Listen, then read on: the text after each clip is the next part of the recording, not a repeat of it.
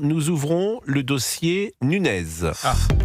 16h-18h, Pascal Praud sur Europe 1. Alors, hier, vous l'avez entendu, Monsieur Nunez s'oppose à l'interdiction du port du voile des fillettes. Mais on en parlera tout à l'heure, mais c'est pas tant ça que je voudrais évoquer à l'instant. Ce que je voudrais évoquer, c'est ce qu'il a dit, qui me paraît tout à fait contraire à la loi de séparation de l'Église et de l'État, puisque à la Grande Mosquée, c'était le 12 mars, Monsieur Nunez s'est tourné vers le représentant de l'islam, Vers le recteur. le recteur, Chemseddine. et il lui a dit Emmanuel Macron est attaché à développer l'islam en France. Emmanuel Macron est attaché à développer l'islam en France. Imaginez si on remplace le mot islam par christianisme, ce qui se passerait aujourd'hui. Donc où Emmanuel Macron doit intervenir dans ce débat pour démentir ce qu'a dit son ministre de l'Intérieur, où on en est possiblement à demander la démission de M. Nunez.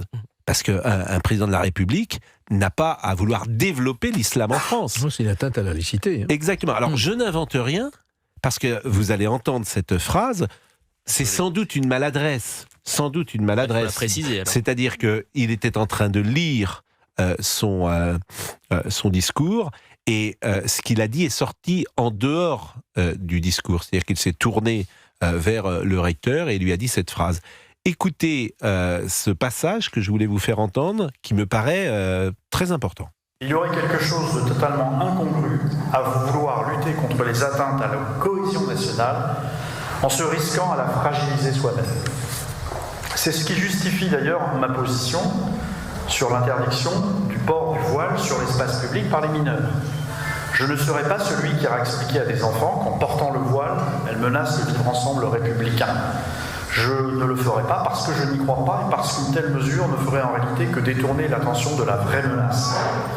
C'est une proposition qui, à mon sens, décrédibiliserait le vrai combat à mener contre l'islam politique qui, lui, est essentiel. C'est également ce qui justifiera que je pousse et défende, comme ministre des cultes, toute initiative qui puisse contribuer à mieux faire connaître l'islam. Et tu sais, mon cher James, combien le président de la République est attaché à développer, à mieux faire connaître l'islam. Et tu sais combien le président de la République est attaché à développer, à mieux faire connaître l'islam. Alors, à mieux faire connaître l'islam, pourquoi pas ? Je suis même pas sûr que ce soit au président de la République de le faire, mais à développer. Je pense que c'est une maladresse. Je ne pense pas que le président de la République veuille développer, combien il est attaché à développer l'islam en France. Mais si c'est le cas, il faut qu'il nous le dise, le président de la République. Et ça va être intéressant de savoir s'il prend la parole sur ce volant. Vous pouvez être certain d'une chose, Pascal, c'est que la question ne sera pas posée à Laurent Nunez lors des prochains entretiens de Laurent Nunez sur les médias mainstream. Peut-être à l'Assemblée nationale. Ça peut être une question qui sera posée la semaine prochaine. Je pense que Jean-Philippe Tanguy, qui est là, je ne sais pas comment vous interprétez cette parole. Il y a deux choses dans cette déclaration. Il y a d'abord effectivement les voiles pour les fillettes, c'est d'ailleurs extraordinaire. C'est pas les fillettes qui sont en cause, c'est évidemment ceux qui leur imposent le voile. Donc ça, ils n'en parlent pas. Donc il y a cette partie-là du discours.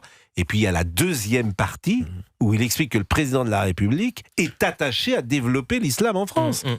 Donc j'ai envie d'entendre quand même Laurent Nunez. Qu'est-ce qu'il entend par cela ? On l'entend en fait, parce qu'il y a aussi cette familiarité. Déjà, il tutoie le recteur. C'est vrai que ça m'a beaucoup choqué, ça. On a l'impression, au contraire, qu'en fait, il y avait le discours, justement, et puis il y avait la cause cachée du discours, qui peut-être intervient dans un lapsus ou dans cette forme de familiarité, qui est, vous voyez bien, monsieur le recteur, en l'occurrence que je suis venu là pour, excusez-moi, faire des voix, créer une connivence et manipuler nos compatriotes de confession musulmane. Donc monsieur Nunez va devoir s'expliquer.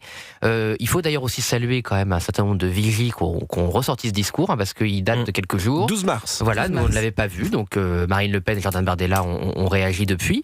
Mais heureusement qu'il y a quand même des citoyens qui font un travail de vigilance. Et ça s'inscrit aussi dans la fin de la campagne des municipales. On a comme vu sur tout le territoire un certain nombre de maires sortants ou voulant gagner la mairie, allant ramper et se compromettant lors de prières ou de rassemblements. Et il faut aussi souligner quand même que dans de nombreux cas, ils se sont fait jeter. Et ça, c'est peut-être la seule bonne nouvelle, parce que, j'ai envie de dire, les déclarations se suffisent à elles-mêmes et sont consternantes. Mais moi, ce qui m'a la seule bonne nouvelle là-dedans, c'est qu'il y a quand même beaucoup de politiciennes qui sont allés réclamer des voix pour la fin du Ramadan auprès d'un certain nombre de Français de confession musulmane et qui se sont fait aussi jeter. Jurisprudence Christian Estrosi. En disant vous avez rien à faire là. C'est Christian Estrosi. Entre autres, il y a eu Estrosi, mais il y en a eu dans beaucoup d'endroits, notamment chez moi dans les Hauts-de-France, en Picardie. Et ça, c'est quand même la bonne nouvelle. Un certain nombre aussi de citoyens musulmans qui se sont dit non, mais laissez-nous prier et allez faire votre politique ailleurs. On va marquer une pause et on sera avec John Christophe Roland, pardonnez-moi, qui est constitutionnaliste et maître de conférence à l'université Paris-Nanterre, et on lui demandera comment il interprète effectivement cette parole de Laurent Nunez. Est-ce qu'elle mérite un éclaircissement? Elle me paraît en opposition avec la séparation de l'Église et de l'État qui date de 1905. Et que font les LR au gouvernement? Les LR qui sont encore au gouvernement, comment peuvent-ils permettre cela? Il est 16h27, à tout de suite. Bon, John Christopher Roland, ça fait juste 3 quarts d'heure qu'il attend, donc il est constitutionnaliste, il est maître de conférence à l'université Paris-Nanterre. Bonjour, monsieur Roland. Bonjour à tous. Et merci d'être avec nous et pardonnez-moi de vous avoir fait attendre aussi longtemps. La phrase de monsieur Nunez qui explique qu'Emmanuel Macron est attaché à développer l'islam en France, est-ce que c'est une phrase qui est contraire aux principes de la République ? Alors d'abord, je tiens à dire, j'ai réécouté un petit peu le discours, les extraits qui nous étaient proposés sur les réseaux. Moi, j'ai le sentiment, dans un premier temps, mais peut-être que je me trompe, que il y a une forme d'ellipse dans la phrase et qui voulait dire que, comme il venait de dire qu'il soutenait les initiatives qui visaient à mieux faire connaître l'islam, il avait voulu dire dans un second temps que Emmanuel Macron était à peu près sur la même ligne, puisqu'il s'adresse à quelqu'un dans la salle. Donc moi je l'entends plutôt comme ça. Maintenant, dans un deuxième temps, effectivement, si c'est bien sur les initiatives, comme le prosélytisme en France n'est pas interdit, sauf évidemment s'il est accompagné de violence, finalement, ça va dépendre de qui porte ces initiatives. C'est tout ça la question. Ce qui est toujours intéressant, c'est de voir comment la religion catholique, la religion chrétienne est envisagée en France. Et puis, on ne dirait pas cela. Par exemple, moi, j'ai souvent le sentiment qu'il y a une réticence des hommes politiques à parler de la religion catholique, la religion chrétienne, qui est, j'ai envie de le dire aussi, chez elle sur le sol de France. C'est-à-dire qu'elle est là depuis 2000 ans. Et on ne peut pas comparer la religion chrétienne, la religion catholique avec d'autres religions qui ont une existence sur le sol de France plus récente. Après, sur le plan historique, évidemment, on va pas aller. La religion chrétienne est installée en France depuis des siècles. Maintenant, on regarde la loi de 1905 qui précise. D'ailleurs, je le rappelle, c'est que la République ne reconnaît aucun culte, mais en règle générale, et ça c'est le deuxième pan de l'article 1er de cette loi, la loi de 1905, c'est qu'elle garantit également la liberté de conscience.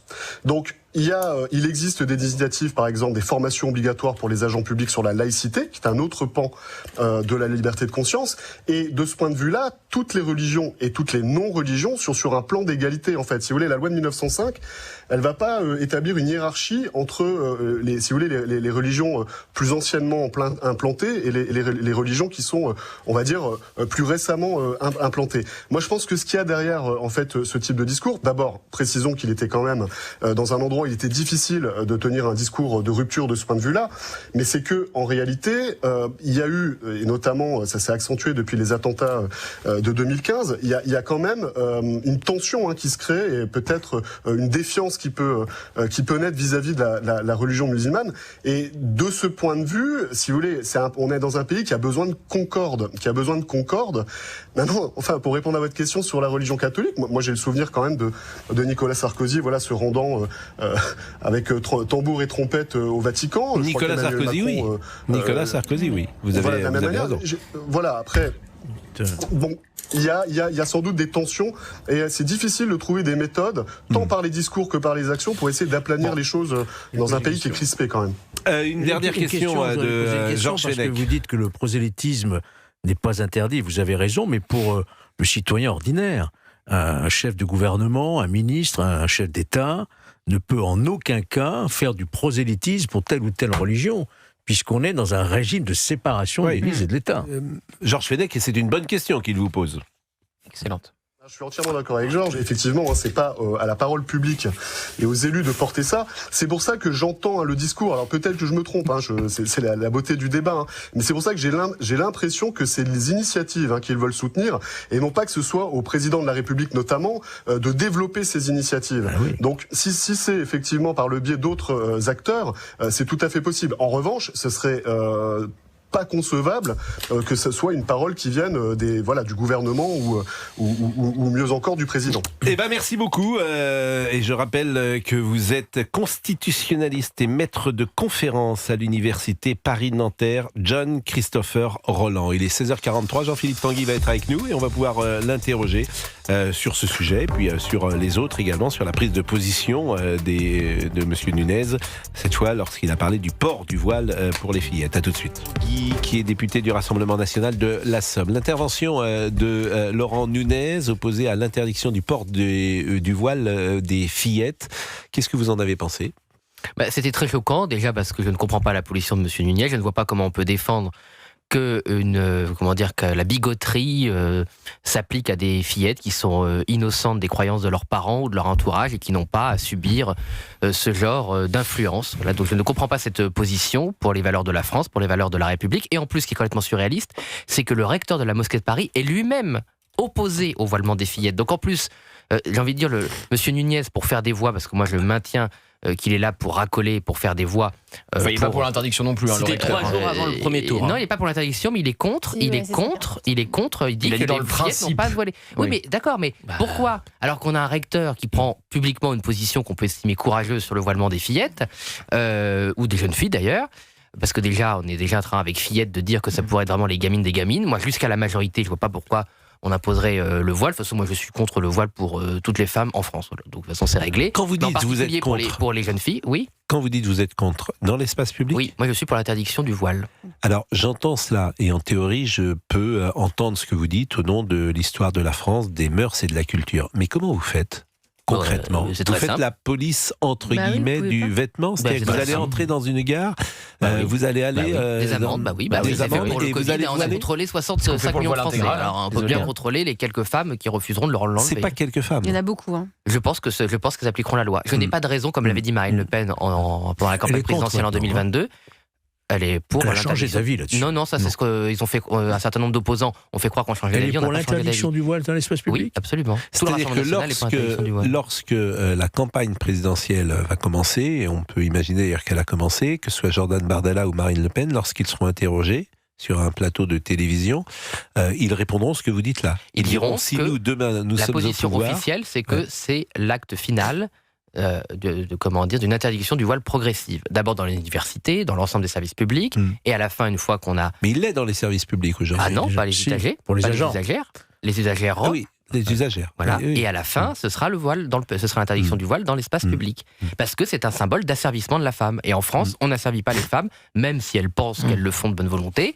On n'asservit pas les femmes et on ne considère pas que les femmes sont des pécheresses par nature. Voilà, ça n'existe pas dans la République française. J'entends tout ce que vous dites, je l'entends en théorie et je peux même souscrire à ce que vous dites. Après, il y a une application qui est difficile. Et ce qui m'ennuie toujours dans une loi, c'est lorsqu'elle n'est pas appliquée ou applicable.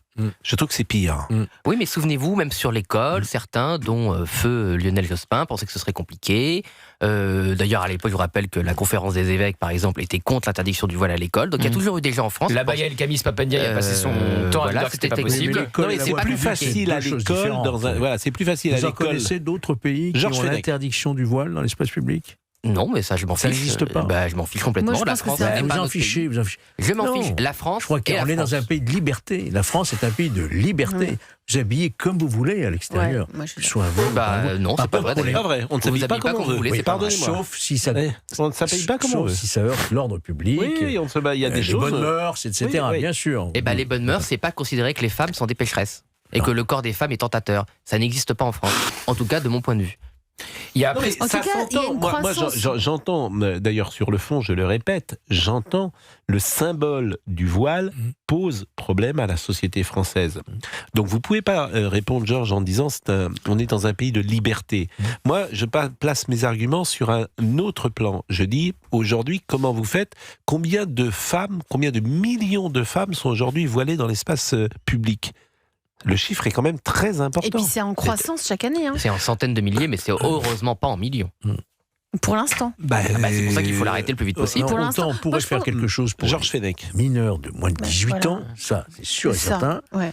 Autant pour des Je majeurs, suis des d'accord. femmes majeures, elles s'habillent comme elles veulent. Non, Même si elles non, subissent une alors, Georges si elles Fenech, subissent une pression, évidemment, de leur père, de leur mari, etc., c'est tout à fait condamnable. Georges on Fenech, il faut pourrait défendre l'identité française. Mais je la défends, moi aussi Non. ça me plaît pas le voile, je vous Mais le dis. oui, mais Georges. Mais au nom de la liberté. Mais au nom de la liberté, depuis 40 ans, on a tout accepté, Georges Non, Fenech. on n'a pas tout Au nom accepté. de la liberté, de la tolérance, et notamment avec votre formation au pouvoir, vous avez tout accepté. Venez comme vous êtes. C'était... Le voile intégral, c'est voilà. les LR qui l'ont interdit. hein. Venez comme vous êtes. Oui. La burqa, c'est nous qui l'avons interdit, je Mais- rappelle. Hein. Globalement, Et le voile à l'école aussi, c'est nous qui l'avons Georges interdit. Fenech, Voilà. Il y a autre il y a eu chose aussi. quelques retours, mais globalement, depuis 40 ans, le processus d'assimilation et d'intégration... Ça, c'est autre mais- chose, tout à fait. C'est quoi l'assimilation? Ah oui, ça, on a échoué là-dessus, oui. Donc, qu'on peut dire un mot nous sur sommes- Laurent Tous les Nunez. gouvernements ont Il y avait échoué. eu aussi une Elisabeth étude, Assayag. il y avait une étude en novembre dernier par l'IFOP qui disait qu'il y a une grande majorité des femmes, la moitié des femmes musulmanes qui portent le voile, elles le font pour des raisons de sécurité. Donc en fait, on est dans un cercle vicieux je ne me dévoile pas parce que j'ai peur, etc. Et dans ce sujet, il y a deux sujets. Il y a les personnes qui sont, les femmes qui sont majeures. Et moi, je suis assez d'accord. Je partage votre avis, Georges. On est libre. Mais en effet, il n'y a pas de sujet sur le voile porté par des mineurs. En fait, c'est pas possible. C'est des petites filles. Elles n'ont pas à porter de voile. Et sur donc Laurent Nunez, on recule considérablement dans le discours. Je ne parle pas forcément des actes parce que tout n'a pas été parfait sous Gérald Darmanin et sous Bruno Retailleau, même en termes de chiffres. Mais dans le discours, il y avait un discours clair de Gérald Darmanin et de Bruno Retailleau. Bruno Retailleau a déclassifié un rapport sur les frères musulmans. On est donc passé d'un ministre de l'Intérieur qui déclassifie un rapport sur les frères musulmans à un ministre de l'Intérieur qui fait le jeu des frères musulmans dont le but est de voiler le plus possible de femmes et de petites filles dans ce pays. Je rappelle que Bruno Retailleau avait refusé d'aller à l'Iftar, qui est donc la fin du Ramadan, à la Grande Mosquée quand il était ministre de l'Intérieur, puisque la Grande Mosquée était accusée de faire le jeu de l'Algérie avec son recteur, qui est un faux ambassadeur de l'Algérie en France. Et nous avons toujours un otage qui s'appelle Christophe Glaise. Laurent Nunez, il est en Algérie pour quel résultat? Et Prisca Thévenot, qui n'est pas accusée d'être proche du Rassemblement national, loin de là. Elle m'écrivait ce matin, elle m'a autorisé à le dire. Je pense vraiment que prendre le sujet du voilement des filles d'un point de vue religieux est une bêtise. Et c'est ce que semble faire Laurent Nunez. Le voilement des fillettes n'est pas un signe religieux, mais politique. Et considérer cela sous l'angle de la laïcité est une capitulation idéologique et un pas vers ceux qui pratiquent l'entrisme. Donc ambiance dans le socle commun. Jean-Philippe Tanguy est avec nous et il va rester encore 2-3 minutes pour évoquer d'autres sujets peut-être, et notamment cette union des droites que je vois parfois arriver ici ou là et demander, réclamer, pourquoi pas, par des élus LR sur le terrain qui ont pu faire quelques pas vers le RN. Est-ce que vous avez senti cela également ? Bah écoutez, tant mieux, on est pour les bonnes volontés. J'ai surtout senti l'inverse. Moi, par exemple, dans la Somme, on a voulu protéger Amiens et Abbeville de la gauche. On a proposé publiquement une union, et puis Xavier Bertrand l'a empêché. Donc les deux villes sont tombées. Non, mais je parle des hommes de droite. Je parle pas de Xavier Bertrand. Oui, officiellement, c'est la droite en Picardie et en Pas-de-Calais. Alors vous pouvez le déplorer, mais moi je fais avec ce que j'ai, et c'est pas glorieux dans les Hauts-de-France. Ici, il le classe dans le Parti Socialiste. Je place Xavier Bertrand plutôt à gauche. Il devrait se présenter d'ailleurs plutôt à gauche, parce que oui, enfin, je suis désolé, monsieur Retailleau, dans un certain nombre de villes, a refusé, a demandé que les listes RN se retirent au lieu de fusionner. Et nous voulions des fusions. On ne va pas se retirer. Nos électeurs doivent être représentés. Puis par ailleurs, quand on laisse LR tout seul, ils s'alignent sur les socialistes. Il n'y a pas des élus RN pour leur tirer les cheveux souvent. Pas tout le temps. Souvent. Donc on ne voulait pas laisser nos sièges. Et donc je regrette, on n'est pas fusionné. Nous, systématiquement, il n'y a pas une seule ville gagnable ou gagnée par la gauche où le RN n'a pas proposé de fusion. Comment vous expliquez que vous soyez si faible dans les grandes métropoles ? Il y a deux raisons. Il y a déjà un phénomène de vote utile, c'est-à-dire que les électeurs sont très rationnels. Ils savent que le RN est plus faible qu'une alternative de droite, voire même centriste, dans la hiérarchie des pires, et donc préfèrent tout de suite envoyer un message de blocage de la gauche. Par exemple, à Toulouse, c'est ce qui arrive. M. Moudin, je me souviens, il y a déjà 10 ans, avait intégré les équipes de Debout la France, le parti de M. Dupont-Aignan, dans sa majorité pour préempter un signal de blocage à la gauche, qui est assez... Mais les électeurs, vous savez, moi c'est pour ça que on dit populiste, que j'assume d'ailleurs, les électeurs sont très rationnels. très intelligents. Donc localement, ils font leurs calculs, ils veulent protéger leurs impôts locaux, ils veulent protéger leurs conditions de vie, et ils font pas des choix partisans. Quand ils le peuvent, ils votent RN. Et quand ils ne le peuvent pas, ils votent pour une force plus forte. Voilà, c'est la difficulté aussi parfois de nos candidats courageux de se qualifier. Bon, enfin, on a eu quand même beaucoup de bons résultats au-dessus de 10%. Et on est quand même présent maintenant dans une grande partie. C'est une réflexion, la faiblesse du RN dans les grandes villes ? Ça doit en être une, mais enfin, on progresse. Il y a un problème de sociologie. Comment vous expliquez que des jeunes gens, plutôt formés, bac plus 5, soient aujourd'hui très à gauche ? Alors, si je vous réponds en toute honnêteté, je crois que ça va plus loin que ça. Je crains qu'une partie de nos compatriotes, et je le lance un peu comme un cri d'alarme, dans les grandes villes, votent aussi contre le RN parce qu'ils votent contre les territoires. C'est-à-dire qu'ils veulent aussi, moi je le vois à Amiens, ils veulent se représenter, croire qu'ils sont supérieurs moralement, intellectuellement, et donc ils votent aussi contre le RN en disant on est mieux que les territoires ruraux, on est mieux que le reste que la France, vous allez voir à quel point on est progressiste, à quel point on est malin, à quel point on est intelligent. Il y a un côté un peu inquiétant dans les fossés des territoires, et si je suis honnête avec vous, ça peut aussi arriver dans des zones périphériques, où aussi votent contre les grandes villes, aussi par identité. Donc moi ce qui m'inquiète, c'est qu'au-delà de la rationalité des programmes, il y a un mauvais jeu, et dans lequel un certain nombre de forces politiques rentrent, et objectivement le Rassemblement national ne rentre pas dans ce jeu-là, d'opposition des Français entre les uns et les autres, un peu les Français des champs, les Français des villes. Et ce qui m'inquiète, parce que moi je suis pour l'intérêt national, comme beaucoup d'hommes politiques d'ailleurs de tout parti, et je crois qu'on devrait se parler là-dessus, parce que ça c'est quelque chose de très inquiétant. On ne peut pas faire de politique en divisant les Français.